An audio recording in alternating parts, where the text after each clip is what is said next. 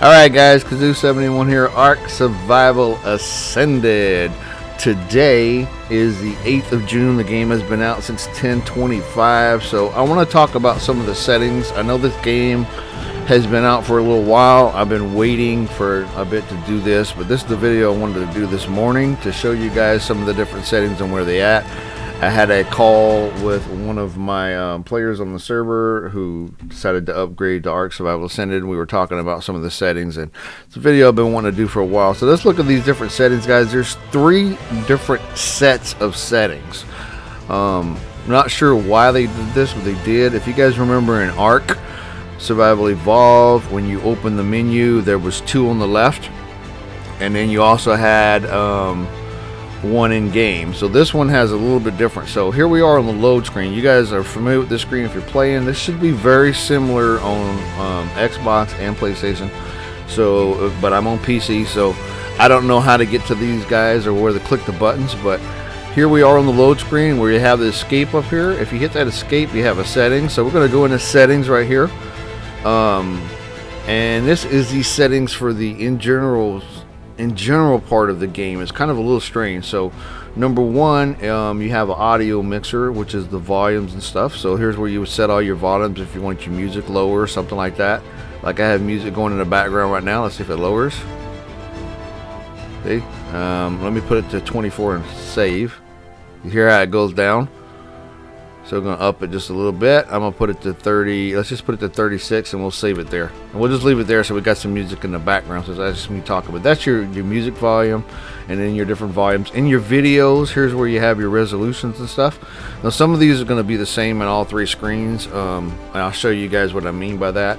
But this is the general tab, and then you have video. So this is where you can change the video quality. I'm leaving mine just like it is. I'm not messing with this stuff. I changed my max frame rates to 120 so I can get as much as I can.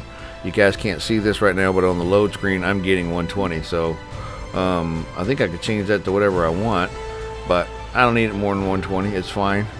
And then you have the graphics tab. This is where you're going to have your settings. Now this screen here, these screens when you're loading a game, it looks very similar to the ones in game, and I'll show you guys. I think it's pretty much these settings are the same as in game ones.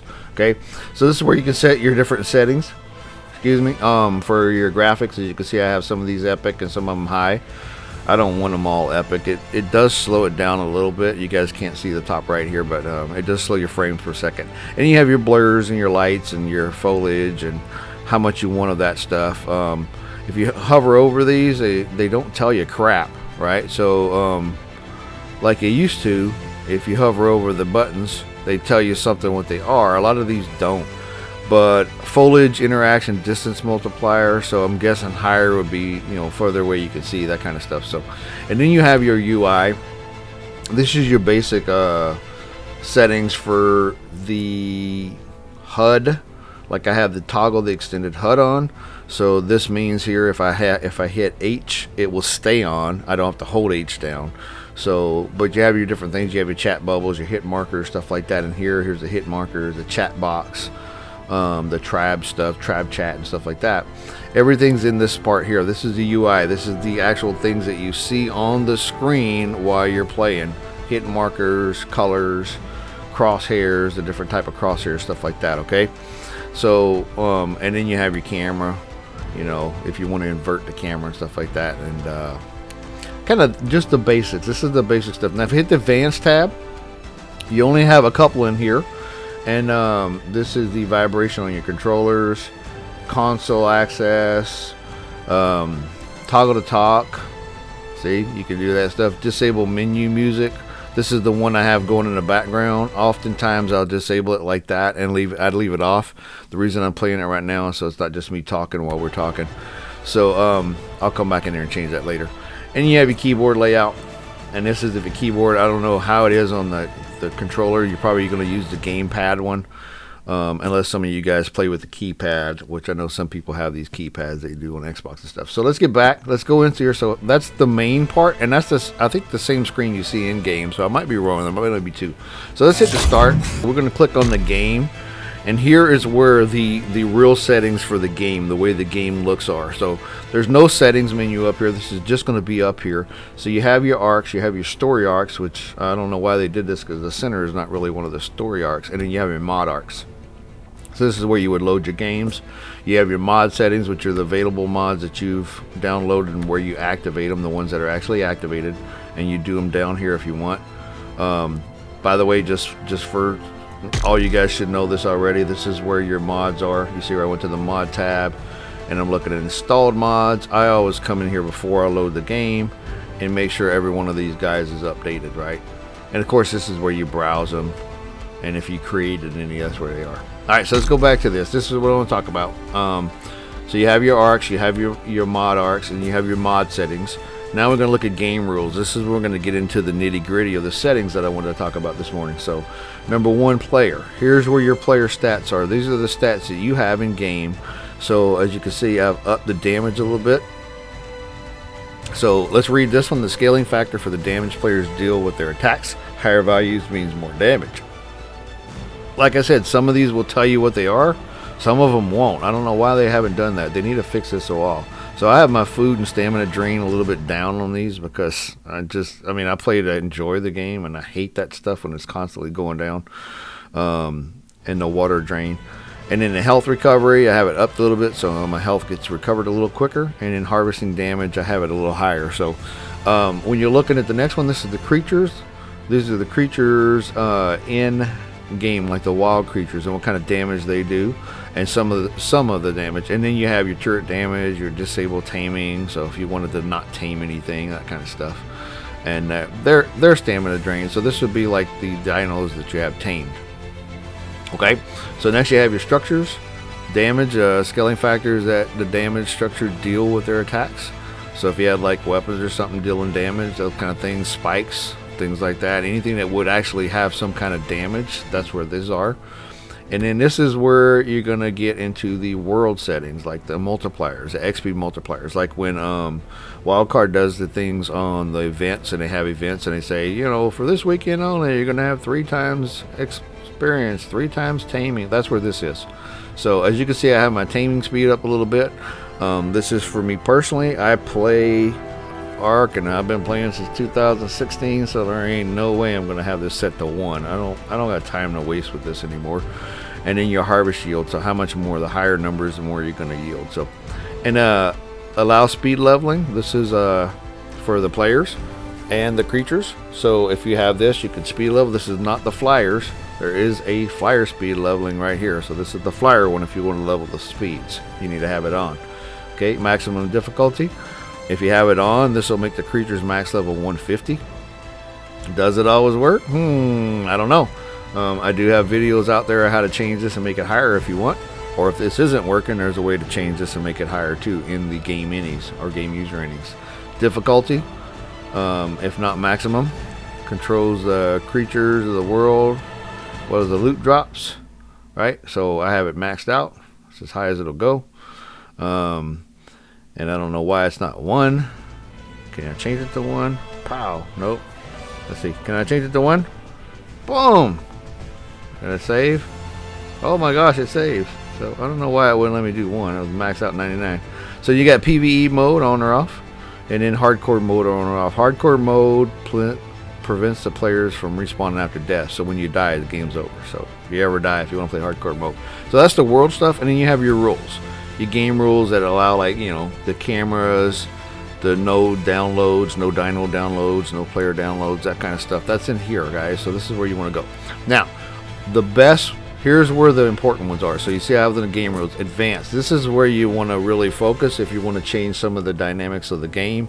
This is where the important stuff is that I like to change a lot. So you have your 2 PvE and PvE. We're going to focus on PvE. I don't touch PvP, but if you want to touch PvP, here's your player settings. You guys can read those real quick. But let's look at the PvE one. All right, so user system time enables switching at real time if you wanted to do that. I leave it off. I want the game time on. I don't want it real time. Prevent alliances. Allow tribe wars, tribal council, disable gamma. So disables local manipulation of gamma settings for PvE. so to prevent unfair advantages at night, which I leave mine is off. So if you have it on, you wouldn't be able to do it. I don't ever use the gamma anyway. Cave building allows you to build in caves.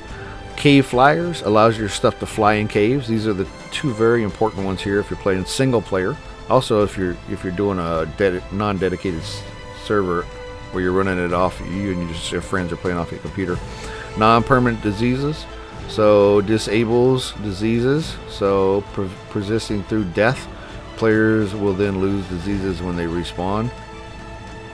I have mine on. I don't mess with those this stuff. No diseases off, so you can get diseases. I do want you to be able to get them because I like to do videos and stuff.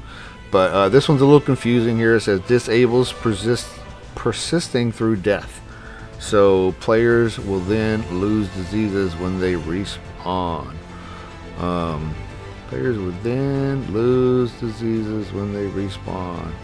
So I have it on. So if you respawn, the disease goes away. So that's just one of those things. So if you have this off,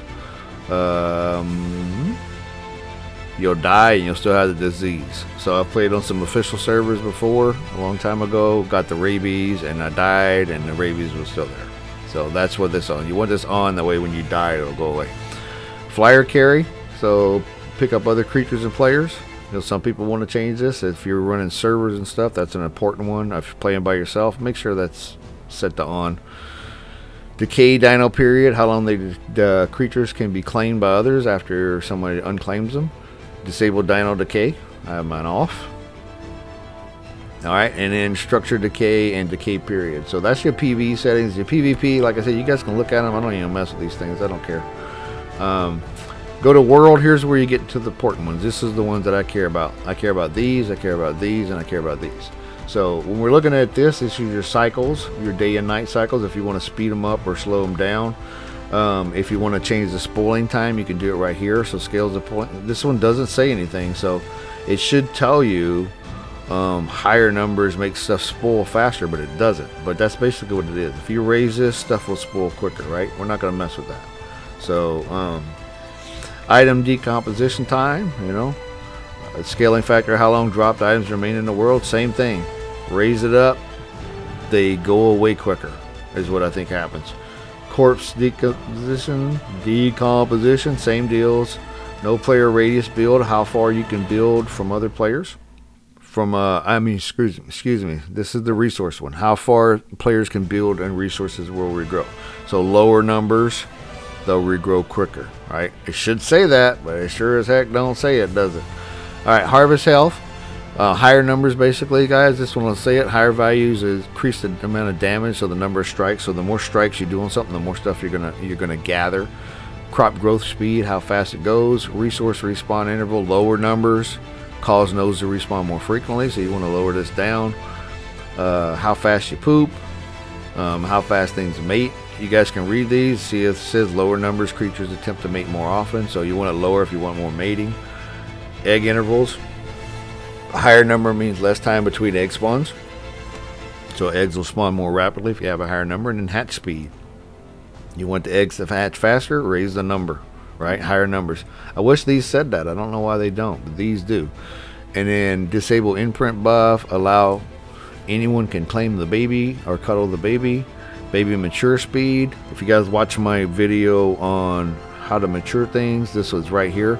So if you want to make things raise faster, this is the one you want to mess with. Higher numbers means faster maturation.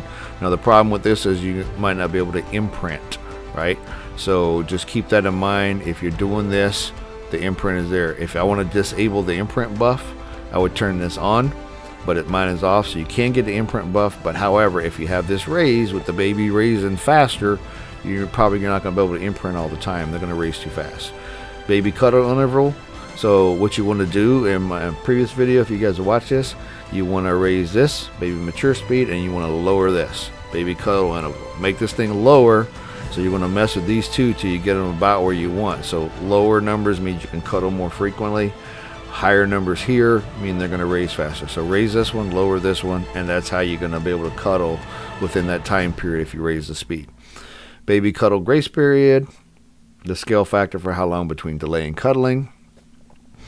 Baby Cuddle, lose imprint, speed, and then baby imprint stat scale. So how much they get per the scaling factor for stat increase based on the imprint. So if you imprint, how much the stat increase will go. I have mine up a little bit. 1's the normal, okay?